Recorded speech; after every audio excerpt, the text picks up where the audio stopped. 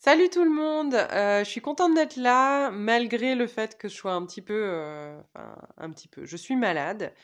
Pour le moment, ça se passe bien. C'est vrai qu'avec les traitements qu'on a dans nos maladies, j'appréhende toujours un peu, même les petites affections, mais pour le moment, ça se passe bien.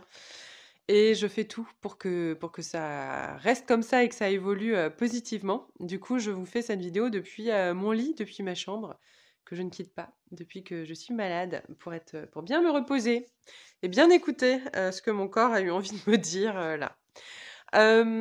J'avais envie, parce que j'ai quand même l'énergie et j'ai pris le temps d'y penser, de vous faire la vidéo dont je vous ai parlé lors de la dernière. C'est de vous parler des proches. Il y a plein de choses qui m'ont donné envie d'aborder ce sujet-là et je pense que j'y reviendrai peut-être sous d'autres formes à d'autres moments. Mes 3 principaux, facteurs qui ont fait que j'ai eu envie de faire cette vidéo, ce sont, dans un premier temps, le fait qu'il y a quand même beaucoup de témoignages de malades, mais très peu de proches. En même temps, je dis ça, mais moi je suis malade, donc je recherche aussi plus des témoignages de gens qui eux-mêmes sont malades que, de proches, hein, forcément ça m'intéresse moins. Mais quand même, et ça c'est le deuxième facteur, je sais qu'il y a des personnes sur cette chaîne qui sont des proches de malades. Parce que j'ai déjà eu des commentaires de personnes qui venaient, sur cette chaîne trouver de l'information sur quelque chose qu'un proche à eux, allait bientôt vivre et voilà, ils voulaient se préparer eux aussi, à ce qu'allait vivre ou traverser leurs proches et donc j'ai été, très touchée de ça. Ça m'a beaucoup surpris aussi de voir qu'il n'y avait pas que des personnes qui étaient directement, touchées par la maladie, mais aussi des personnes qui étaient touchées indirectement sur cette chaîne. Donc c'est aussi en pensant à ces cas-là que j'ai eu envie de faire ça. Et la troisième chose, c'est que, donc depuis que j'ai eu ma stomie provisoire, je suis plus active sur les réseaux et j'ai commencé à suivre, moi-même des personnes, qui traversaient des choses similaires, avec des pathologies, parfois différentes et j'ai remarqué et ça m'avait surpris, je me souviens au début, qu'il y avait pas mal de gens qui, parlaient de ces petites phrases qu'on peut entendre au quotidien quand on est malade de la part de personnes proches ou lambda, surtout quand on a un handicap, invisible, une maladie qui se voit pas, et je me souviens qu'au début, ça m'avait surprise, et mis mal à l'aise. Le fait de pointer du doigt, ces phrases-là, même si je comprends le sens, hein, l'idée c'est aussi de sensibiliser derrière et d'ailleurs dans certaines publications, il y a des personnes qui, dénoncent, les phrases qui les ont touchées et ensuite disent explicitement qu'est-ce qu'ils préféreraient entendre, et là, il y a des fins de sensibilisation, d'éducation, peut-être de donner des outils, des clés à des proches pour qu'ils puissent un peu mieux aborder une personne malade. Moi, personnellement, dans tous les cas, je sais que ça me met quand même, assez mal à l'aise. Hem, Parce que, bon, déjà, tous les malades sont différents, donc on va tous réagir différemment aux mêmes phrases qu'on va nous dire. Et puis, en ce qui me concerne, j'ai observé que la relation que j'avais avec mes proches, elle était beaucoup impactée, par, la relation que j'avais moi-même avec ma maladie. Et c'est pour ça que c'est pas directement une vidéo qui va parler en tant que proche, qu'est-ce qu'on peut faire? Parce que moi-même, je ne peux pas me mettre à votre place et vous ne pouvez pas vous mettre à ma place. Je veux dire, ça, c'est la base de la relation, humaine. On relationne les uns avec les autres, mais en même temps, on peut pas se mettre à la place de quelqu'un. On peut pas complètement se mettre à la place de quelqu'un. On peut comprendre ce qui lui arrive et être en empathie avec ça, mais se mettre à la place de quelqu'un, on peut pas. Donc moi, je peux pas me mettre à la place de mes proches qui me côtoient au quotidien et qui me voient évoluer avec cette maladie. En revanche, je peux témoigner en tant que malade de moi, comment, évolue ma relation avec eux et de à quel point j'ai remarqué que cette relation évoluait, en même temps que ma relation avec la maladie, avançait. C'est là-dessus que je voulais revenir. Par contre, mon nez me gratte, donc je vais faire une pause pour le gratouner. Voilà, ça va mieux comme ça. Bon, alors, dans un premier temps, il y a eu l'annonce de la maladie, donc le choc. Et là, dans ces moments-là, c'est galvanisant, on est, nous-mêmes sous le choc, dans l'impact émotionnel et nos proches aussi, hein. Donc là, on est tous comme, en fusion dans ce moment-là, très à l'écoute, beaucoup de présence et cetera. Hem et je sais que c'était un moment où, toute ma vie tournait autour de ça et du coup, quand je voyais mes proches, j'ai l'impression que je parlais que de ça et c'était aussi la principale chose qui les inquiétait. Il y avait beaucoup d'inquiétudes, forcément et donc c'était un sujet, dont on parlait beaucoup parce que mais en même temps avec cette sensation que c'était inconnu. On était tous en terrain inconnu, en fait et c'est un peu, l'effet qu'on voit, hein, dans les situations, d'urgence ou de choc où il y a un on est tous un peu ahuris, ébahis et on parle de trucs, dont on parlerait pas dans un quotidien, lambda. Donc il y avait cet effet-là. Ensuite, à partir du moment où la maladie est rentrée dans le quotidien, et où on a, entre guillemets, accepté qu'elle ferait partie de la donne, forcément les cartes bougent. Et moi, en fait, au bout d'un moment, j'ai commencé à vouloir minimiser la maladie et j'ai été, limite dans le déni, hein, même si je faisais ce que j'avais à faire, je restais dans le déni. Donc j'ai créé, en fait, par moi-même, une forme de tabou autour de ça parce que j'avais pas envie d'en parler, j'avais pas envie que ça fasse partie de ma vie et je pense que mes proches le ressentaient et ça faisait que, même s'ils étaient inquiets et qu'ils essayaient de savoir comment ça allait, moi, je faisais en sorte qu'on n'aborde pas le sujet. Donc j'ai quand même enfin ça, c'est quelque chose dont j'ai pris conscience récemment, hein, mais j'ai l'impression que j'ai créé comme un tabou autour de ça.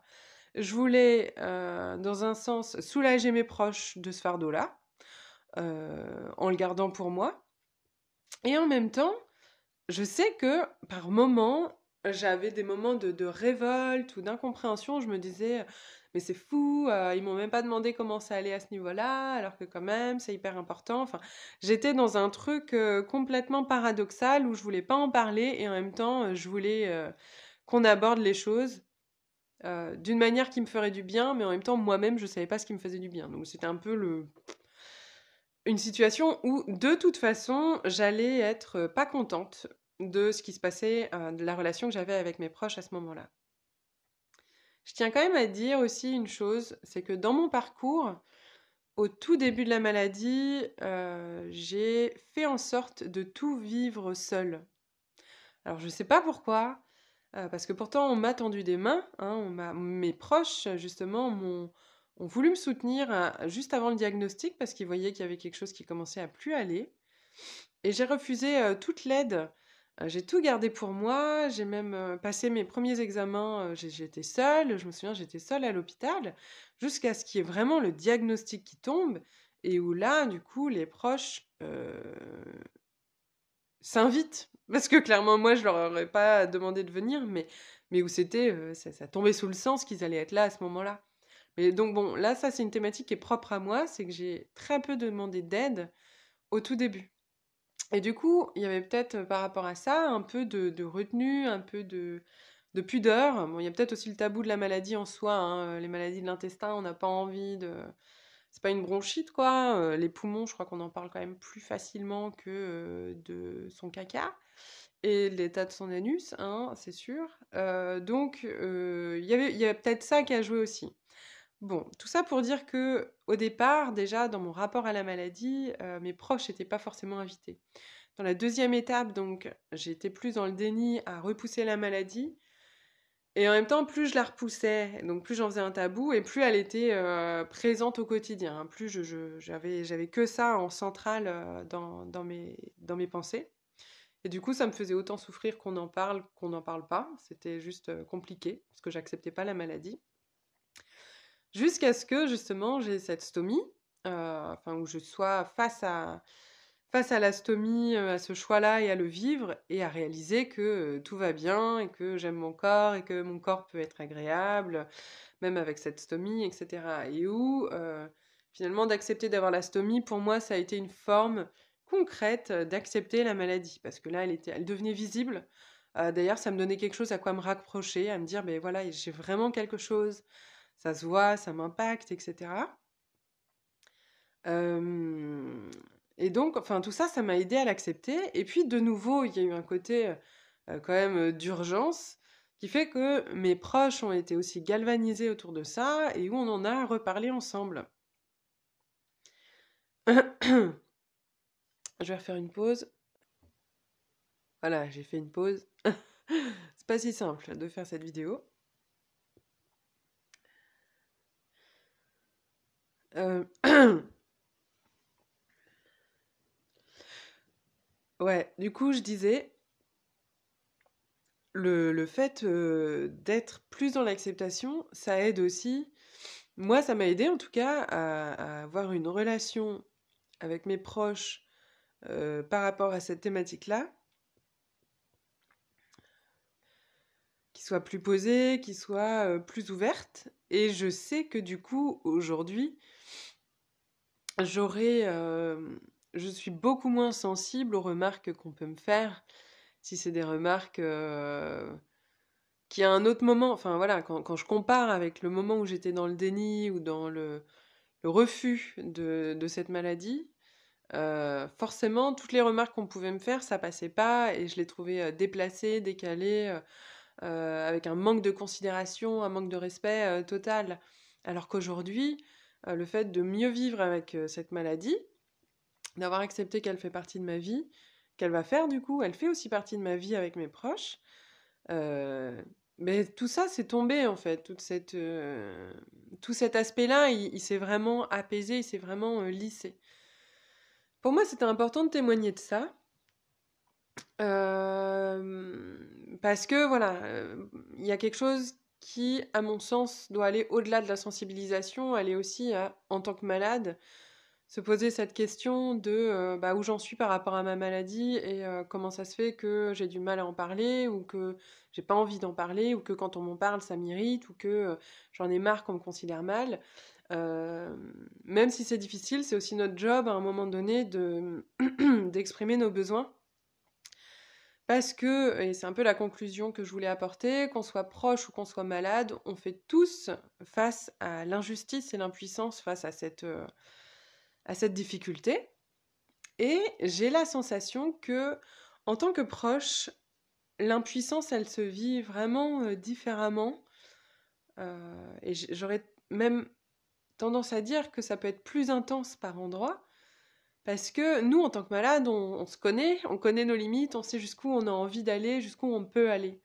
Et quand on est proche de malade et qu'on voit ça, qu'on voit quelqu'un de malade, je peux imaginer que on est autant impuissant de ce qui lui arrive, on a envie bah, qu'il aille mieux, on aimerait le guérir, on est prêt à offrir un rein hein, quand il faut. Euh, mais comme on ne sait pas exactement comment la personne se sent à l'intérieur, eh ben on a toutes ces inconnues en plus, on a tous ces questionnements qui font qu'on peut avoir une inquiétude plus importante. Et du coup, j'ai la sensation qu'il y a de l'empathie à avoir des deux côtés, en fait. Qu'on soit proche ou qu'on soit malade, personne n'est dans une situation qui soit agréable. Et on fait tous face à cette difficulté.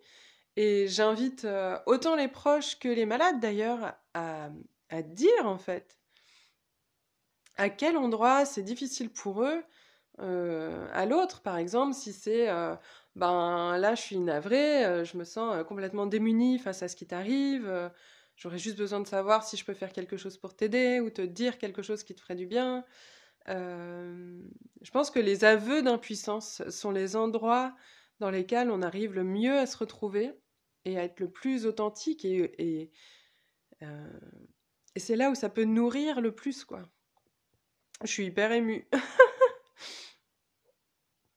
Ouais, je suis hyper émue de parler de ça.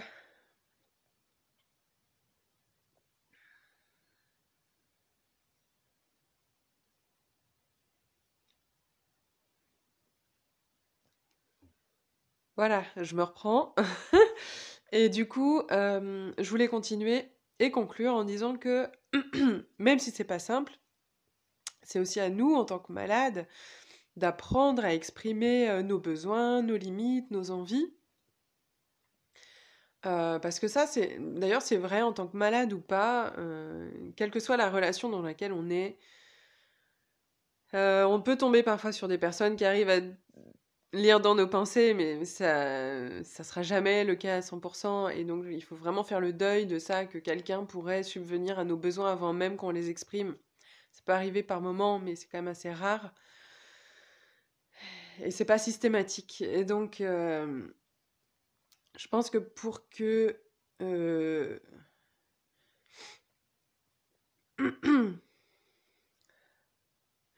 ouais, pour que ça se fasse de manière fluide, c'est vraiment important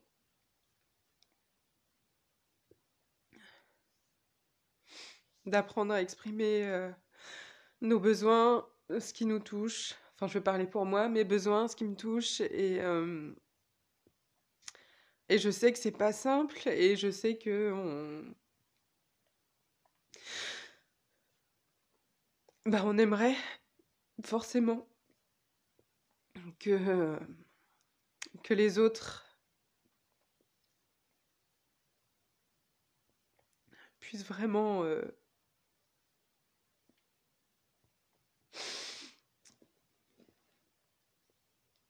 on aimerait pouvoir partager. Bon, bah c'est bien dommage, la vidéo d'avant s'est arrêtée à un moment un peu touchy, mais en même temps, il y avait des choses intéressantes qui se disaient. Du coup, je suis plus dans cet élan-là du tout. Je voudrais conclure en disant que, enfin, du coup, la conclusion, ce que je tire moi comme conclusion de ce que je voulais vous transmettre aujourd'hui et de ce que je voulais vous témoigner, c'est que donc, je l'ai déjà dit, mais du coup, je le répète, c'est vraiment cruel quand on réalise qu'on peut pas se mettre à la place de quelqu'un, quand on réalise en tant que malade qu'on peut pas faire vivre vraiment 24 heures de notre journée à, à nos proches pour qu'ils comprennent mieux nos sensations, notre pudeur, ou le fait que parfois on n'a pas envie de parler, justement, on n'a pas envie de s'exprimer.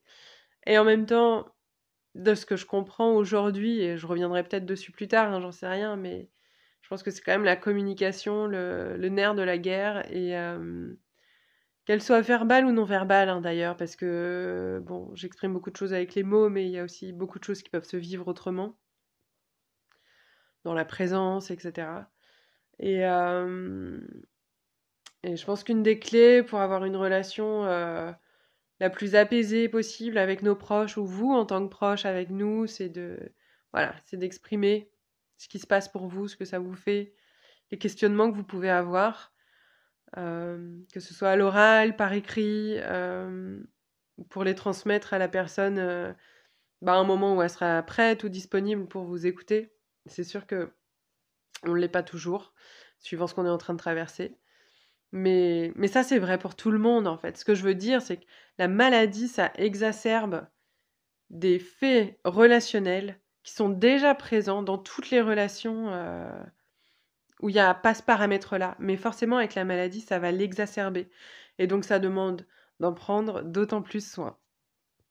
Voilà. Je conclus là-dessus parce que j'ai déjà beaucoup parlé. Et si jamais vous avez des questions en tant que proche ou en tant que malade vis-à-vis de vos proches, je serais vachement intéressée de les lire et de voir comment on pourrait ensemble y répondre. Voilà. Je vous souhaite une bonne fin d'année si on se revoit pas. Et je vous dis sûrement à l'année prochaine. En meilleure forme, hein. Là, je mets toutes mes chances de mon côté pour être en forme bientôt. Allez, boujou!